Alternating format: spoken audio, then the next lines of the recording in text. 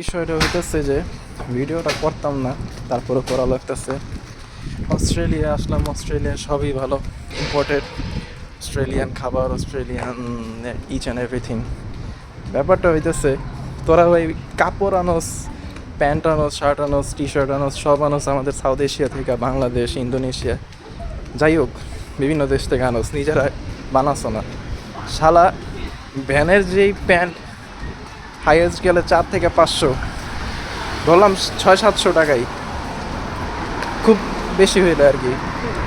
এই প্যান্ট এখন কিনে নিয়ে যাইতেছি $30 দিয়ে, অ্যাপ্রক্সিমেটলি 2500 টাকা বাংলাদেশি।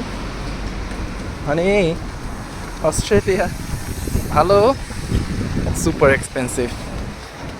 তো এই যে নিয়ে যাইতেছি এখন, উপায় নাই তো, কিছু করার নাই, ইনকামও যেমন খরচও তেমন। Good bye, cheers.